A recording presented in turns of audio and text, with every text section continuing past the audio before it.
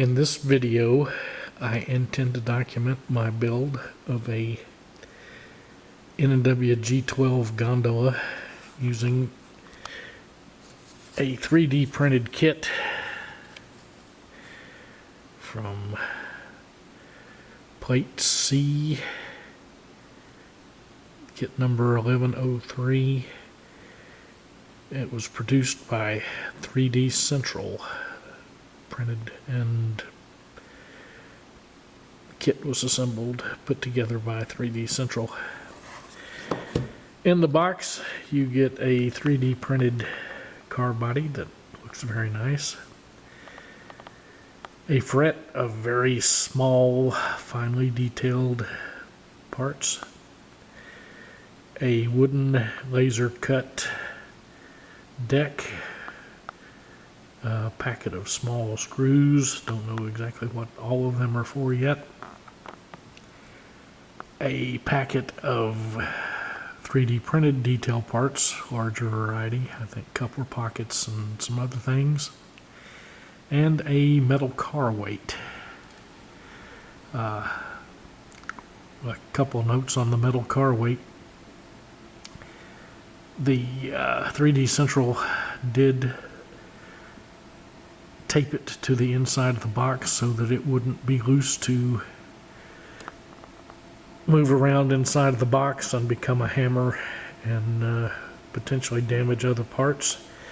However, the tape that they used to tape it with had adhesive that was extremely sticky to the metal and everything else, and I ended up having to take some CA remover to it to actually get all the residue off of it.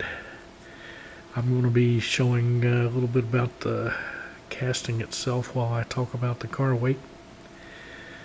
The other thing about the car weight, well, one of the other things about the car weight was that it was not exactly straight. Not too big a deal. I took the weight and used the edge of a table and some mild force to straighten the weight until it lay perfectly smooth against a flat tabletop. And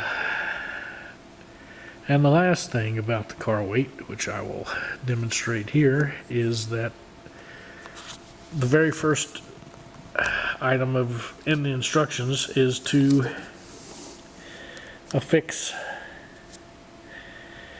the car weight to the car body in the hole or compartment that is provided. Hopefully you guys will be able to see this. The problem is that the weight is too small to fill up the hole that it was intended to fill by a good amount in both dimensions. You can see white paper showing through all the way around it, which seemingly should not be. So I guess what I'll do is try to affix it in the center of the provided opening as best I can and see how that works out. The other thing that's kind of related is the printed body itself. I think you'll be able to see this. Has a pretty good longitudinal twist to it, and given what I suspect the fragility of this part is, I certainly don't want to try to take that twist out by twisting it in the other direction to any extent. My hope would have been, and may still come to pass, that when you insert the metal car weight, if it's perfectly straight and you glue it to enough points on the car body, it might have a tendency to straighten things out a little bit. However, once again, with the car weight being so much undersized, I'm not sure exactly how that's going to work out. So anyway, I'm going to stop videoing right now and use probably some CA to attach that car weight into the car body in the space provided, see what that does, and then proceed with the next steps, which I believe are to work on the underbody detail, doing brake rigging. I was intending to use medium viscosity CA to attach these parts, since that was what was recommended in the instructions, and it gives you a little bit more time to finalize placement. However, I am doing this while on vacation in a remote area, and when I got out my medium viscosity CA, I found out that it had hardened up. So I have resorted to using thin CA. Maybe you can see the copper coloring a little bit better on where the various lines have been run. Anyway, back to the adhesives. Since I only need very, very minuscule amounts for attaching these parts, I decided to try a technique that I saw on YouTube for an applicator.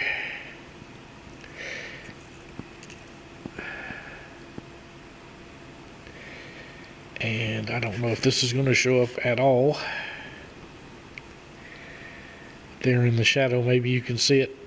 But what I'm using is a very, very thin piece of magnet wire. It doesn't have to be this thin, but you put a little loop in the bottom of it, and then you pour out a little bit of CA onto some kind of a holder.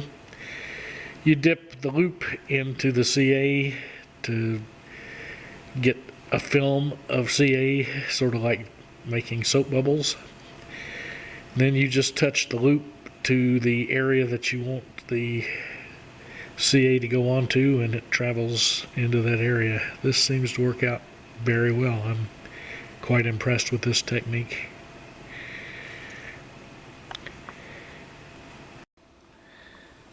I am now in the midst of adding more etched detail to the outside of the car, and this is turning out to be a very, very meticulous and time-consuming operation for several reasons. First of all, the quote-unquote holes that are in the casting in most cases are not holes, but at least they provide dimples as a place for you to begin the process of drilling an actual hole to receive the end of the etched part. What I'm finding is that drilling this material that the 3D print is made from is not the same as drilling styrene, so it requires some getting used to. I first started attacking it with a pin vise and was hand drilling, or attempting to hand drill, and that wasn't working very well at all. I wasn't making much progress. It would have taken a long time to drill those holes with a hand vise. However, when using a miniature moto tool as a drill, I have found that I can tend to slip out of the dimple or starter hole provided and mar the surface of the unit if I'm not very careful. So I guess I just need to be more careful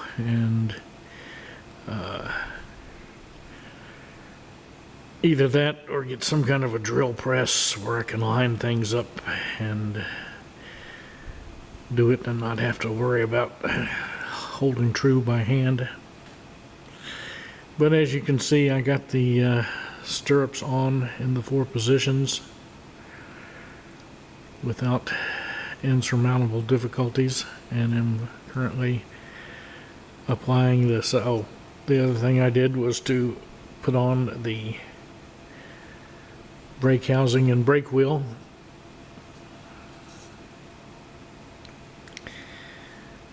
These are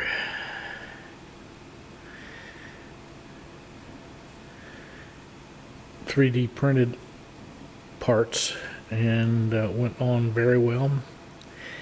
They fit just as they should, and surprisingly, for as thin as some of the portions are, seem to be quite robust in terms of taking some minor handling without breaking. Anyway, getting ready to pack up and leave the first part of my vacation today, so I will check in again once I have hopefully completed adding the grab irons and that sort of thing, and have moved on to something else.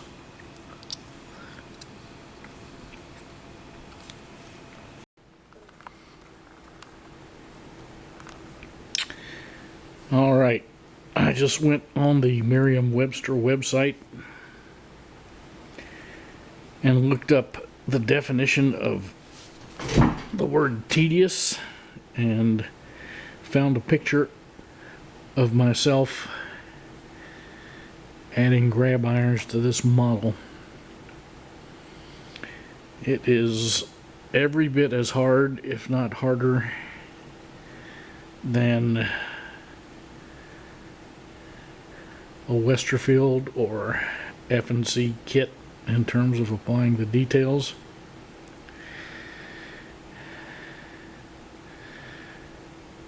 They look fairly decent once they're on, although they are flat etched parts as opposed to using wire. Some of these detail parts are less than 2 square millimeters, which makes things ultra challenging.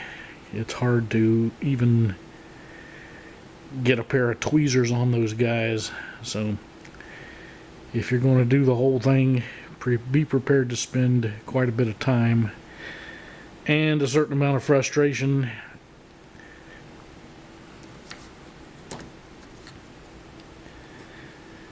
getting all the details applied. But once they're on there, you've got a nice looking model that should be contest worthy. At this point, I'm ready to put some paint on it and see how that turns out, and I will get back to you. One question I haven't gotten answered yet: when you add the bolster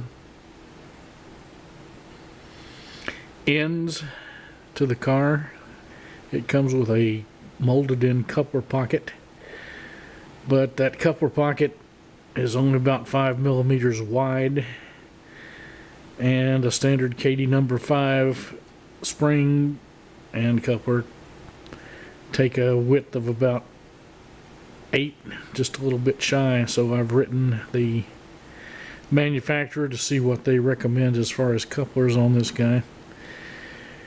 Obviously, if you wanted to, you could leave their bolster end off and substitute a Katie coupler pocket in there, but I would hope that the manufacturer would have some plan for how to get couplers onto this model. I've test fit the wooden floor, and it's a very snug fit at the moment. It's too snug. I can't get it to seat properly, so a little bit of filing is going to be required for that. I'm going to go ahead and paint the car and think about weathering the wooden floor, which I've not done that before. I've seen techniques, but it'd be nice to have a nice looking weathered wood floor to put in this. And like I say, at the end you should come out with a contest level model, which is in keeping with the price point of this kit.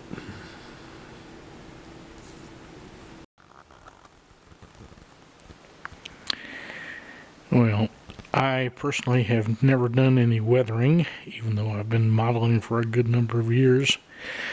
Just never had the occasion or the desire to get into it. However, with the G12, Plate C provides a laser cut deck, and I don't wish my model to have the appearance of brand new, straight at the factory, so I've decided to dabble in weathering of wood. Watched a few videos on YouTube about weathering and decided to try to use some inks. I bought some black and some white water soluble inks and decided that gray and maybe black would probably be the way to go. So took a palette and started mixing different combinations and colors and applying them to little pieces of a stick that I had laying around. First thing is very, very thin. Everything I put on, well, everything that looks reasonable, is extremely thin. So lots of water, a little bit of ink. I wanted to make sure that the space between boards and the hole patterns that appear on the floor come through, and it doesn't seem like that's an issue either way. Toward the top there is some that I did with just an extremely thin black wash, then followed by some grays in a little bit of variation, and in both instances the holes that I poked into my test wood seem to acquire enough pigment to appear dark. Haven't really made up my mind yet as to exactly the combination I'm going to use, but I'm leaning toward a very light medium gray, starting with medium gray color and then watering it down to make it very light, and then perhaps coming back over with just an extremely thin wash of black, depending on what exact age I want to go for. So anyway, adventures in wood weathering.